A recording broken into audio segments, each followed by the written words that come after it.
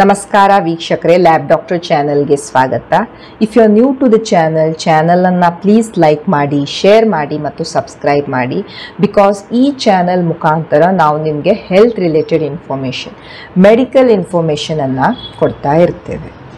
ಇವತ್ತಿನ ವಿಡಿಯೋದಲ್ಲಿ ನಾನು ಈ HbA1c ಟೆಸ್ಟ್ ಎಷ್ಟಿರಬೇಕು, ಇದರ ನಾರ್ಮಲ್ ರೇಂಜ್ ಎಷ್ಟಿರಬೇಕು, ಯಾಕೆ ಮಾಡ್ತಾರೆ ಈ ಟೆಸ್ಟನ್ನು, ಇದರ ಬಗ್ಗೆ ಸ್ವಲ್ಪ ಮಾಹಿತಿಯನ್ನು ಪಡೆದುಕೊಳ್ಳೋಣ. ಇವೆಲ್ಲ ಈ HbA1c ಟೆಸ್ಟಿನ ಬಗ್ಗೆ ಕೇಳಿರ್ಬೋದು. ಎಸ್ಪೆಷಲಿ ಯಾರು ಡಯಾಬಿಟಿಕ್ಸ್ ಇರ್ತಾರೆ ಅವರಲ್ಲಿ ಡಾಕ್ಟರ್ ಅವರ ಲಾಂಗ್ ಟರ್ಮ್ ಶುಗರ್ ಮ್ಯಾನೇಜ್ಮೆಂಟ್ ಮಾಡೋಕ್ಕೆ ಮತ್ತು ಅವರಿಗೆ ಈ ಡಯಾಬಿಟಿಸಿನ ಕಾಂಪ್ಲಿಕೇಶನ್ಸನ್ನು ಕಡಿಮೆ ಮಾಡೋದಕ್ಕೆ HbA1cಯನ್ನು ಮಾನಿಟರ್ ಮಾಡ್ತಾ ಇರ್ತಾರೆ. ನೀವು ಈಗಿನ ಲ್ಯಾಬ್ಸಲ್ಲಿ ಯಾವುದೇ ಒಂದು ಪ್ಯಾಕೇಜನ್ನು ಮಾಡ್ಕೊಳ್ಳಿ, ಅದರಲ್ಲಿ HbA1c ಇದ್ದೇ ಇರುತ್ತೆ. ಸೊ ಏನಿದು HbA1c? HB ಅಂದರೆ ಏನು? ಹಿಮೋಗ್ಲೋಬಿನ್. ಹಿಮೋಗ್ಲೋಬಿನ್ನಿಗೂ ಮತ್ತು ನಿಮ್ಮ ಶುಗರಿಗೂ ಏನು ಸಂಬಂಧ? ಸೊ ಈ ಶುಗರ್ ಮಾಲಿಕ್ಯೂಲ್ಸ್ ಏನಿರ್ತವೆ ನಮ್ಮ ಬಾಡಿಯಲ್ಲಿ, ಅವು ತೇಲಾಡ್ತಾ ಇರ್ತವೆ. ಸಪೋಸ್ ಇವು ಒಂದು ಲೆವೆಲ್ಗಿಂತ ಹೆಚ್ಚಿಗೆ ಆಯಿತು ಅಂದಾಗ ಇವೇನು ಮಾಡ್ತವೆ, ಅಲ್ಲಿರುವಂತಹ ಪ್ರೋಟೀನ್ಸ್ಗಳಿಗೆ ಅಂಟ್ಕೊಳ್ತವೆ. ಸೊ ಹಿಮೋಗ್ಲೋಬಿನ್ ಅನ್ನೋದು ಸಹ ಒಂದು ಪ್ರೋಟೀನ್. ಈ ಹಿಮೋಗ್ಲೋಬಿನ್ ಎಲ್ಲಿರುತ್ತೆ? ನಿಮ್ಮ ಕೆಂಪು ರಕ್ತ ಕಣಗಳಲ್ಲಿರುತ್ತೆ. ಆದ್ದರಿಂದ ನಾವು ನಿಮಗೆ ಹಿಮೋಗ್ಲೋಬಿನ್ 10 ಇದೆ, 8 ಇದೆ, ನಿಮಗೆ ರಕ್ತಹೀನತೆ ಇದೆ, ಅನೀಮಿಯಾ ಇದೆ ಅಂತ ಹೇಳ್ತಾ ಇರ್ತೇವೆ. ಸೊ ಹಿಮೋಗ್ಲೋಬಿನ್ ನಮ್ಮ ದೇಹದ ಅಂಗಾಂಗಗಳಿಗೆ ಆಕ್ಸಿಜನ್, ಆಮ್ಲಜನಕ ಸಪ್ಲೈ ಮಾಡಲಿಕ್ಕೆ ಬೇಕಾಗಿರುವಂಥದ್ದು. ಆ್ಯಂಡ್ ಅದು ಇರುತ್ತೆ ನಿಮ್ಮ ಕೆಂಪು ರಕ್ತ ಕಣದಲ್ಲಿ. ಸೊ ಈಗ ಹೋಗ್ತಾ ಇರುವಂತಹ ಈ ಶುಗರ್ ಮಾಲಿಕ್ಯೂಲ್ಸ್, ಗ್ಲೂಕೋಸ್ ಏನಾಗುತ್ತೆ, ಈ ರೀತಿ ಪ್ರೋಟೀನ್ಸ್ ಈ ಹಿಮೋಗ್ಲೋಬಿನಿಗೆ ಅಟ್ಯಾಚ್ ಆಗತ್ತೆ, ಗ್ಲೈಕೇಟ್ ಆಗತ್ತೆ. ಇದನ್ನ ನಾವು ಗ್ಲೂಕೋಸ್, ಅದು ಏನಾಗತ್ತೆ, ಗ್ಲೈಕೇಷನ್ ಅಂದರೆ ಈ ಹಿಮೋಗ್ಲೋಬಿನ್ ಜೊತೆ, ಈ ಪ್ರೋಟೀನ್ ಜೊತೆ ಅದು ಕೂಡ್ಕೊಳ್ಳುತ್ತೆ. ಸೊ ಹೀಗೆ ಕೂಡ್ಕೊಂಡಿರುವಂತಹ ಈ ಹಿಮೋಗ್ಲೋಬಿನ್ ಆ್ಯಂಡ್ ಈ ಗ್ಲೂಕೋಸಿನ ಈ ಕಾಂಬಿನೇಷನನ್ನು ನಾವು HbA1c, ಗ್ಲೈಕೇಟೆಡ್ ಹಿಮೋಗ್ಲೋಬಿನ್ ಅಂತ ಹೇಳ್ತಾ ಇರ್ತೇವೆ. ಸೊ ಸಪೋಸ್ ನಿಮಗೆ ಶುಗರ್ ಇತ್ತು ಅಂದರೆ ಏನು, ನಿಮ್ಮ ರಕ್ತದಲ್ಲಿ ಜಾಸ್ತಿ ಗ್ಲೂಕೋಸ್ ತೇಲ್ತಾ ಇದೆ. ಯಾಕಂದರೆ ನಿಮಗೆ ಶುಗರ್ ಹೆಚ್ಚಿಗೆ ಇದೆ, ನಿಮ್ಮ ಬಾಡಿಗೆ ಆ ಶುಗರನ್ನು ಯೂಸ್ ಮಾಡ್ಕೊಳಕ್ಕೆ ಆಗ್ತಾ ಇಲ್ಲ, ಇನ್ಸುಲಿನ್ ಸೆನ್ಸಿಟಿವಿಟಿ ಇಲ್ಲ. ಸೊ ಶುಗರ್ ಜಾಸ್ತಿ ಇದೆ. ಈಗ ಹೆಚ್ಚಿಗೆ ಆದಂಥ ಶುಗರ್ ಹೆಚ್ಚಿಗೆ ಇದ್ದಾಗ ಅದೇನು ಮಾಡುತ್ತೆ, ಹೆಚ್ಚಿಗೆ ಹಿಮೋಗ್ಲೋಬಿನ್ ಜೊತೆ ಕೂಡ್ಕೊಳ್ಳುತ್ತೆ ಅಲ್ವಾ? ಸೊ ಈ ಥರದ ಕಾಂಬಿನೇಷನನ್ನು ನಾವು HbA1c ಅಂತ ಹೇಳ್ತಾ ಇರ್ತೇವೆ. ಆ್ಯಂಡ್ ಈ ಲ್ಯಾಬ್ಸಲ್ಲಿ ನಾವು ಈ HbA1cಯನ್ನು ಮೆಷರ್ ಮಾಡ್ತಾ ಇರ್ತೇವೆ. ಸೊ ದ್ಯಾಟ್ ಇದರಿಂದ ನಮಗೆ ಗೊತ್ತಾಗತ್ತೆ ಈ ವ್ಯಕ್ತಿಯ ಶುಗರ್ ಎಷ್ಟಿತ್ತು, ಎಷ್ಟು ಈ ಗ್ಲೂಕೋಸ್ ಈ ಹಿಮೋಗ್ಲೋಬಿನ್ ಜೊತೆ ಕಂಬೈನ್ ಆಗಿತ್ತು ಅಂತ ನಮಗೆ ಗೊತ್ತಾಗ್ತಾ ಇರುತ್ತೆ. ಸೊ ನಿಮಗೆ ಬಹಳ ಸಲ ಡಾಕ್ಟರ್ ಹೇಳ್ತಿರ್ತಾರೆ, ಇದನ್ನ 3 ತಿಂಗಳಿಗೆ ಎವರೇಜ್, ಸರಾಸರಿ 3 ತಿಂಗಳಲ್ಲಿ ನಿಮ್ಮ ಶುಗರ್ ಕಂಟ್ರೋಲ್ ಎಷ್ಟಿತ್ತು ಅಂತ ಪತ್ತೆ ಹಚ್ಕೊಳ್ಳಿಕ್ಕೆ ನಾವು ಈ ಟೆಸ್ಟನ್ನು ಮಾಡ್ತೇವೆ ಅಂತ. ಈಗ 3 ತಿಂಗಳೇ ಯಾಕೆ, 6 ತಿಂಗಳೇ ಯಾಕಲ್ಲ? ಯಾಕಂದರೆ ಈ ಕೆಂಪು ರಕ್ತ ಕಣಗಳ ಲೈಫ್ ಸ್ಪ್ಯಾನ್, ಅವುಗಳ ಜೀವಾವಧಿ ಎಷ್ಟಿರುತ್ತೆ, 120 ಡೇಸ್ ಅಂದರೆ 3 ಮಂತ್ಸ್. ಸೊ ಎವ್ರಿ 3 ಮಂತ್ಸಿಗೆ ಈ ಫ್ಯಾಕ್ಟ್ರಿ ಹೊಸ RBCs ಅನ್ನು ಪ್ರೊಡ್ಯೂಸ್ ಮಾಡ್ತಾ ಇರುತ್ತೆ.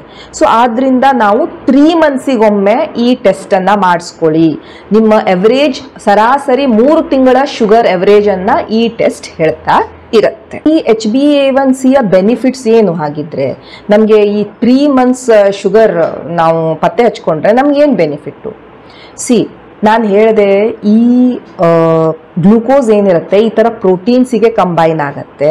ಆ್ಯಂಡ್ ಈ ಗ್ಲೂಕೋಸ್ ಈ ಥರ ಪ್ರೋಟೀನ್ಸಿಗೆ ಕಂಬೈನ್ ಆದಾಗ ಇದೇನು ಮಾಡುತ್ತೆ, ಆ ಪ್ರೋಟೀನ್ಸನ್ನು ವೀಕನ್ ಮಾಡುತ್ತೆ. ಇದೇ ರೀತಿ ಇದು ನಿಮ್ಮ ಕಣ್ಣಿನಲ್ಲಿರುವಂಥ ಪ್ರೋಟೀನ್ಸು, ನಿಮ್ಮ ಹಾರ್ಟಿನಲ್ಲಿರುವಂಥ ಪ್ರೋಟೀನ್ಸು, ನಿಮ್ಮ ಕಿಡ್ನಿಯಲ್ಲಿರುವಂಥ ಪ್ರೋಟೀನ್ಸು, ಎಲ್ಲ ಪ್ರೋಟೀನ್ಸಿಗೂ ನಿಮ್ಮ ಶುಗರ್ ಹೆಚ್ಚಿಗೆ ಆದಾಗ ಅವು ಅದಕ್ಕೆ ಕೂಡ್ಕೊಳ್ತವೆ. ಹೀಗೆ ಕೂಡ್ಕೊಂಡಿದ್ದು ಏನು ಮಾಡುತ್ತೆ, ಅಲ್ಲಿ ಇದು ಆ ಟಿಶ್ಯೂವನ್ನು ಇದು ವೀಕನ್ ಮಾಡುತ್ತೆ, ದುರ್ಬಲಗೊಳಿಸುತ್ತೆ. ಆ್ಯಂಡ್ ನಿಮಗೆ ಈ ಡಯಾಬಿಟಿಸ್ ಕಾಂಪ್ಲಿಕೇಶನ್ ಆಗುವಂಥ ಚಾನ್ಸಸ್ ಹೆಚ್ಚಿಗೆ ಇರುತ್ತೆ. ಡಯಾಬಿಟಿಸ್ ಕಾಂಪ್ಲಿಕೇಶನ್ಸ್ ಅಂದರೆ ಏನೇನಾಗ್ಬೋದು, ನಿಮಗೆ ಪೆರಿಫೆರಲ್ ನ್ಯೂರೋಪತಿ, ನರಗಳ ಡ್ಯಾಮೇಜ್ ಆಗ್ಬೋದು, ಹಾರ್ಟ್ ಪ್ರಾಬ್ಲಮ್ ಆಗ್ಬೋದು, ಬ್ರೇನಿನಲ್ಲಿ ಪ್ರಾಬ್ಲಮ್ ಆಗ್ಬೋದು, ಪ್ಯಾರಾಲಿಸಿಸು, ಸ್ಟ್ರೋಕು ಬರುವಂತಹ ಚಾನ್ಸಸ್ ಇರ್ಬೋದು, ಕಣ್ಣಿನಲ್ಲಿ ಪ್ರಾಬ್ಲಮ್ ಆಗ್ಬೋದು, ಡಯಾಬಿಟಿಕ್ ರೆಟಿನೋಪತಿ, ಡಯಾಬಿಟಿಕ್ ನೆಫ್ರೋಪತಿ, ಕಿಡ್ನಿಯಲ್ಲಿ ಪ್ರಾಬ್ಲಮ್ ಆಗ್ಬೋದು, ನಿಮ್ಮ ಕಾಲಿನಲ್ಲಿ ಪ್ರಾಬ್ಲಮ್ ಆಗ್ಬೋದು, ಪೆರಿಫೆರಲ್ ವ್ಯಾಸ್ಕ್ಯುಲರ್ ಡಿಸೀಸ್ ಆಗ್ಬೋದು, ಡಯಾಬಿಟಿಕ್ ನ್ಯೂರೋಪತಿ ಆಗ್ಬೋದು. ಸೊ ಇವೆಲ್ಲ ಕಾಂಪ್ಲಿಕೇಶನ್ಸ್ ಯಾಕೆ ಆಗ್ತವೆ? ಯಾಕಂದ್ರೆ ನಿಮ್ಮ ಶುಗರ್ ಹೆಚ್ಚಿಗೆ ಆಗಿದೆ, ಅಲ್ಲಿ ಹೋಗ್ಕೊಂಡು ಹೆಚ್ಚಿಗೆ ಇದ್ದಿದ್ದು ಏನ್ ಮಾಡುತ್ತೆ, ಪ್ರೋಟೀನ್ ಜೊತೆ ಕುಡ್ಕೊಳ್ತಾ ಇದೆ ಅಂಡ್ ಅದನ್ನೆಲ್ಲ ಇದು ದುರ್ಬಲಗೊಳಿಸ್ತಾ ಇದೆ. ಸೊ ನಾವು HbA1c ಅನ್ನ ಮಾಡಿದಾಗ ನಮ್ಗೊಂದು ನಾವು ಒಂದು ಪ್ರಿಡಿಕ್ಟ್ ಮಾಡ್ಬೋದು, ಈ ಪೇಷಂಟಿಗೆ ಯಾವಾಗಲೂ HbA1c ಹೆಚ್ಚಿಗೆ ಬರ್ತಾ ಇದೆ ಅಂದಾಗ ಇವನಿಗೆ ಮುಂದೆ ಕಾಂಪ್ಲಿಕೇಶನ್ಸ್ ಆಗುವಂತಹ ಡಯಾಬಿಟಿಕ್ ಕಾಂಪ್ಲಿಕೇಶನ್, ಇಷ್ಟೆಲ್ಲ ನಾನು ಏನು ಹೇಳಿದೆ, ನ್ಯೂರೋಪತಿ, ನೆಫ್ರೋಪತಿ, ಇವೆಲ್ಲ ಆಗುವಂಥ ಚಾನ್ಸಸ್ ಹೆಚ್ಚಿಗೆ ಇರುತ್ತೆ. ಸೊ ಲಾಂಗ್ ಟರ್ಮ್ ನಾವು ಡಯಾಬಿಟಿಸ್ ಅಲ್ಲಿ ಮ್ಯಾನೇಜ್ ಮಾಡಬೇಕಾದ್ರೆ ನಮಗೆ ಈ HbA1c ಹೆಲ್ಪ್ ಮಾಡ್ತಾ ಇರುತ್ತೆ. ಸೆಕೆಂಡ್ ಅಡ್ವಾಂಟೇಜ್ ಏನು ಅಂದ್ರೆ, ಈ ಟೆಸ್ಟ್ಗೆ ನೀವು ಫಾಸ್ಟಿಂಗ್ ಅಲ್ಲಿ ಇರ್ಬೇಕಂತ ಇಲ್ಲ, ನೀವು ಖಾಲಿ ಹೊಟ್ಟೆಯಲ್ಲಿ ಹೋಗ್ಕೊಂಡು ಈ ಟೆಸ್ಟ್ ಮಾಡಿಸ್ಬೇಕಂತ ಇಲ್ಲ. HbA1c ನೀವು ಊಟ ಮಾಡ್ಕೊಂಡು ಹೋಗಿ, ಬ್ರೇಕ್ಫಾಸ್ಟ್ ಮಾಡ್ಕೊಂಡು ಹೋಗಿ, ಯಾವಾಗಲೂ ನಾವು ಇದನ್ನ ಟೆಸ್ಟ್ ಮಾಡಬಹುದು. ಸೊ ಇದು ಈ ಟೆಸ್ಟಿನ ಅಡ್ವಾಂಟೇಜಸ್. ಈ ಟೆಸ್ಟಿನ ಲಿಮಿಟೇಷನ್ಸ್ ಏನು ಆಗಿದ್ರೆ, HbA1c ಯಾವಾಗ ನಾವು ಅಷ್ಟು ಪ್ರೆಫರ್ ಮಾಡೋದಿಲ್ಲ. ನಿಮ್ಮ ಬಾಡಿಯಲ್ಲಿ ಅಕ್ಯೂಟ್ ಶುಗರ್ ಫ್ಲಕ್ಚುಯೇಷನ್ ಆಗ್ತಾ ಇದೆ, ನಿಮ್ಗೇನೋ ಒಂದು ಇನ್ಫೆಕ್ಷನ್ ಆಯ್ತು ಅಥವಾ ನಿಮ್ಗೆ ಸಡನ್ ಆಗಿ ಶುಗರ್ ಹೆಚ್ಚು ಕಡಿಮೆ ಆಗ್ತಾ ಇದೆ, ಫ್ಲಕ್ಚುಯೇಷನ್, ಆವಾಗ ನಾವು ಅಕ್ಯುರೇಟ್ಲಿ ಇದನ್ನ ಅಷ್ಟು ಫೈಂಡ್ ಔಟ್ ಮಾಡಕ್ ಆಗ್ತಾ ಇರೋದಿಲ್ಲ. ಅಂಡ್ ಸಪೋಸ್ ಪೇಷಂಟಿಗೆ ರಕ್ತಹೀನತೆ ಇತ್ತು, ಪೇಷಂಟ್ ಕೆಲವೊಂದು ಮೆಡಿಸಿನ್ಸ್ ತೆಗೆದುಕೊಳ್ತಾ ಇದ್ದಾರೆ ಲೈಕ್ ವೈಟಮಿನ್ ಸಿ ಎಕ್ಸೆಟ್ರಾ, ಆವಾಗ ಸಹ ಈ HbA1c ಲೆವೆಲ್ ಸ್ವಲ್ಪ ವೇರಿ ಆಗ್ತಾ ಇರಬಹುದು. ಸೊ ಇಂಥ ಕಂಡೀಷನ್ಸ್ ಅಲ್ಲಿ it may not give you the accurate results. ಈಗ ನೀವು ಫಾಸ್ಟಿಂಗ್ ಶುಗರ್ ನೋಡ್ತೀರಾ, ಈಗ ನೀವು ಫಾಸ್ಟಿಂಗ್ 8-10 ತಾಸು ಫಾಸ್ಟಿಂಗ್ ಮಾಡಿದ್ರಿ, ಹೋದ್ರಿ, ಸೊ ನೀವು ಫಾಸ್ಟಿಂಗ್ ಶುಗರ್ ಅನ್ನ ನೋಡ್ತಾ ಇರ್ತೀರ. ಇದರಲ್ಲಿ ಏನು, ನೀವು ಖಾಲಿ ಹೊಟ್ಟೆಲಿ ಇರಲೇಬೇಕು, ಒಂದು 8-10 ತಾಸು ನೀವು ಏನು ತಿನ್ನಬಾರ್ದು, ಅದಾದ್ಮೇಲೆ ಮಾರ್ನಿಂಗ್ ಹೋಗಿ ಶುಗರ್ ನ ಟೆಸ್ಟ್ ಮಾಡ್ಕೊಳ್ತೀರಾ, ಅದನ್ನ ನಾವೇನ್ ಹೇಳ್ತೇವೆ, ಅದು ಫಾಸ್ಟಿಂಗ್ ಶುಗರ್. ಅದೇನ್ ಹೇಳ್ತಾ ಇರುತ್ತೆ, ಆ ಮೂಮೆಂಟ್ ಅಲ್ಲಿ ನಿಮ್ಮ ಬಾಡಿಯಲ್ಲಿ ಏನ್ ಚೇಂಜಸ್ ಆಗ್ತಾ ಇರುತ್ತೆ, ಅಕ್ಯೂಟ್ ನಿಮ್ಮ ಬಾಡಿಯಲ್ಲಿ ಏನ್ ನಡೀತಾ ಇದೆ ಅದನ್ನ ಹೇಳುವಂಥದ್ದು ಫಾಸ್ಟಿಂಗ್ ಶುಗರ್. HbA1c ನಿಮ್ಮ ಸರಾಸರಿ 3 ತಿಂಗಳಲ್ಲಿ ಏನ್ ನಡೀತಾ ಇತ್ತು ಅಂತ ಹೇಳುವಂಥದ್ದು HbA1c. ಈಗ ಫಾಸ್ಟಿಂಗ್ ಶುಗರು, ನಿಮ್ದು ಫಾಸ್ಟಿಂಗ್ ಶುಗರ್ ಹೆಚ್ಚಿಗೆ ಇತ್ತು ಅಂದಾಗ ನಿಮ್ಗೆ ಮುಂದೆ ಏನೇನು ಕಾಂಪ್ಲಿಕೇಶನ್ಸ್ ಆಗ್ಬೋದು ಇದು ನಮ್ಗೆ ಅಷ್ಟು ಐಡಿಯಾ ಸಿಗ್ತಾ ಇರೋದಿಲ್ಲ. ಸೊ ಲಾಂಗ್ ಟರ್ಮ್ ನಮ್ಗೆ ಕಾಂಪ್ಲಿಕೇಶನ್ಸ್ ಎಲ್ಲ ನೋಡ್ಬೇಕಾದ್ರೆ ನಮಗ್ ಬೇಕಾಗಿರೋದು HbA1c.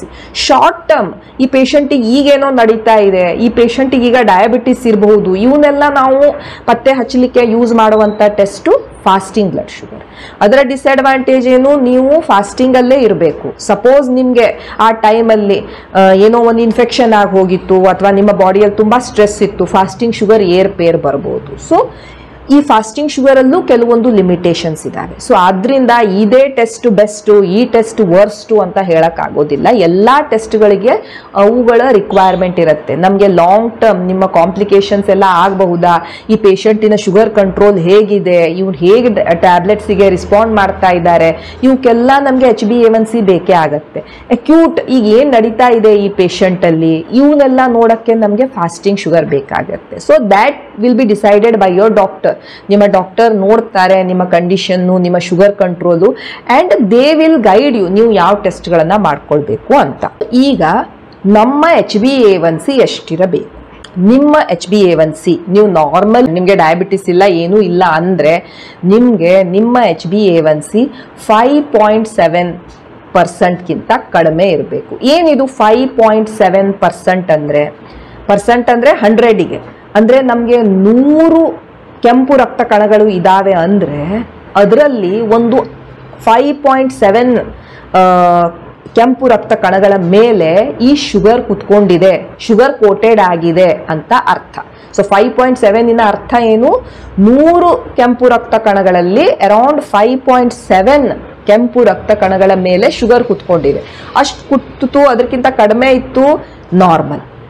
ನಿಮ್ಮ HbA1c 5.7 ಇಂದ 5.8 to 6.4 ಬಂತು, ನೀವು ಬಾರ್ಡರ್ ಲೈನ್ ಡಯಾಬಿಟಿಕ್, ನೀವೇನು ಕಾಳಜಿ ಮಾಡಲಿಲ್ಲ, ಲೈಫ್ ಸ್ಟೈಲ್ ಚೇಂಜ್ ಮಾಡಲಿಲ್ಲ, ನಿಮ್ಮ ಆಹಾರ ಪದ್ಧತಿ, ಎಕ್ಸಸೈಸಿಂಗು ಇವೆಲ್ಲ ನೀವು ಮಾಡ್ತಾ ಇಲ್ಲ ಈಗ ಅಂದ್ರೆ ನೀವು ನೆಕ್ಸ್ಟ್ ಹೋಗ್ಬೋದು ನೆಕ್ಸ್ಟ್ ಸ್ಟೇಜ್ ಯಾವುದು? Diabetes. Less than 5.7 normal, no diabetes.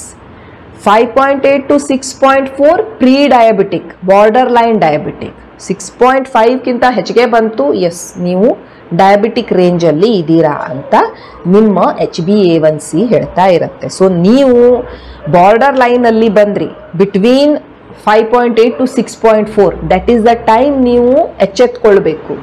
ನಿಮ್ಮ ಜೀವನ ಶೈಲಿ ಹೇಗಿದೆ, ಎಷ್ಟು ಫುಡ್ಡನ್ನು ತಿಂತಾ ಇದ್ದೀರಾ, ಅದಕ್ಕೆ ತಕ್ಕ ಹಾಗೆ ಎಕ್ಸಸೈಸ್ ಮಾಡ್ತಾ ಇದ್ದೀರಾ, ನಿಮ್ಮ ಹ್ಯಾಬಿಟ್ಸ್ ಏನಿದ್ದಾವೆ ಇವನ್ನೆಲ್ಲವನ್ನ ನೀವು ರೀಚೆಕ್ ಮಾಡ್ಕೊಳ್ಬೇಕು. ವೇಟ್ ಎಷ್ಟಿದೆ ನಿಮ್ಮದು, ಓವರ್ ವೇಟ್ ಇದ್ದೀರಾ, ನಿಮ್ಮ life style sedentary life style lead ಮಾಡ್ತಾ ಇದ್ದೀರಾ, ಇವನ್ನೆಲ್ಲ ನೀವು ಚೆಕ್ ಮಾಡ್ಕೊಳ್ಬೇಕು. ನಿಮ್ಗೊಂದು ಐಡಿಯಾ ಹೇಳುತ್ತೆ ಇದು, ನಿಮ್ಮ ರಕ್ತ ಕಣಗಳು ಹೆಚ್ಚಿಗೆ ಶುಗರಿನ ಜೊತೆ ಕಂಬೈನ್ ಆಗ್ತಾ ಇದ್ದಾವೆ. ಇದು ಹೀಗೆ ಕಂಟಿನ್ಯೂ ಆಯಿತು ಅಂದರೆ ನೀವು ಡಯಾಬಿಟಿಕ್ ಆಗಿ ಟರ್ನ್ ಆಗುವಂತಹ ಚಾನ್ಸಸ್ ಇದೆ ಅಂತ ಈ ಟೆಸ್ಟ್ ಹೇಳುತ್ತೆ.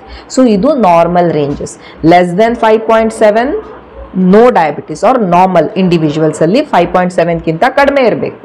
5.8 to 6.4 ಎಸ್ ನೀವು ಬಾರ್ಡರ್ ಲೈನ್ ಡಯಾಬಿಟಿಕ್, ಅಂಡ್ 6.5 ಕಿಂತ ಹೆಚ್ಚಿಗೆ ಬಂತು ಅಂದಾಗ ನೀವು ಡಯಾಬಿಟಿಕ್ ರೇಂಜ್ ಅಲ್ಲಿ ಇದ್ದೀರಾ.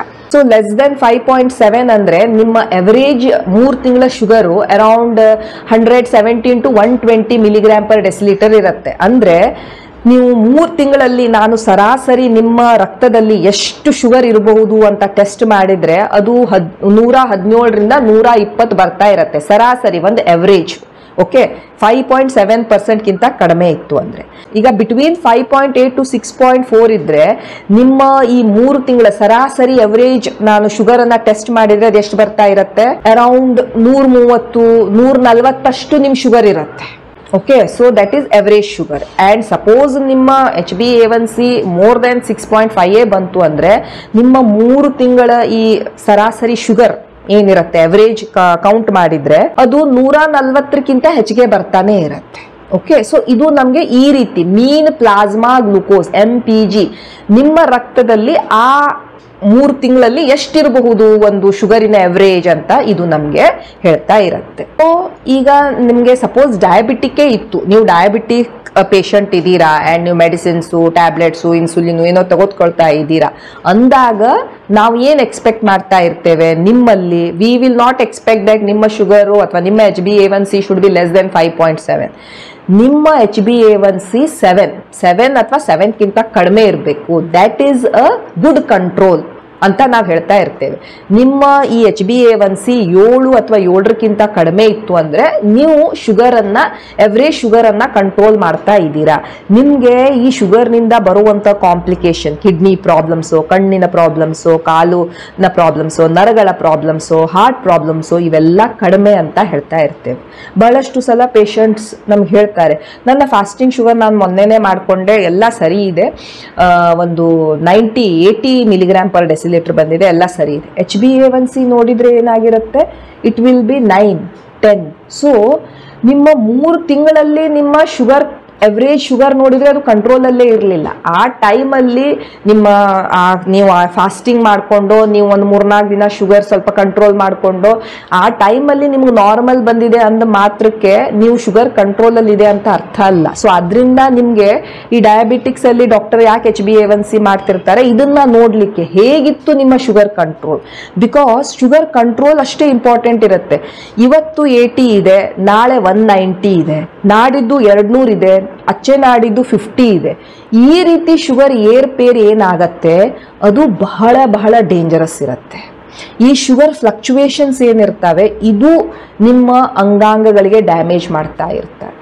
ಸೊ ಆದ್ರಿಂದ ಈ HbA1c ನಾವು ಈ ಡಯಾಬಿಟಿಕ್ಸ್ ಅಲ್ಲಿ ಕಾಂಪ್ಲಿಕೇಶನ್ಸ್ ಅನ್ನ ನೋಡೋದಕ್ಕೆ, ಮ್ಯಾನೇಜ್ ಮಾಡೋದಕ್ಕೆ ಹೇಳ್ತಾ ಇರ್ತೇವೆ. ಸೊ ಡಯಾಬಿಟಿಕ್ಸ್ ಅಲ್ಲಿ ನಾವು ಏನು ಎಕ್ಸ್ಪೆಕ್ಟ್ ಮಾಡ್ತಿರ್ತೇವೆ, ನೀವು ಆಲ್ರೆಡಿ ಡಯಾಬಿಟಿಕ್ ಇದ್ದೀರಾ, ಡಯಾಬಿಟಿಕ್ ಮೆಡಿಸಿನ್ಸ್ ಮೇಲೆ ಇದ್ದೀರಾ, ಆ ಥರದ್ದೆಲ್ಲ ಇದ್ದಾಗ ನಿಮ್ಮ HbA1c 7 ಅಥವಾ 7ಕ್ಕಿಂತ ಕಡಿಮೆ ಇಟ್ಕೊಳ್ಳಿ.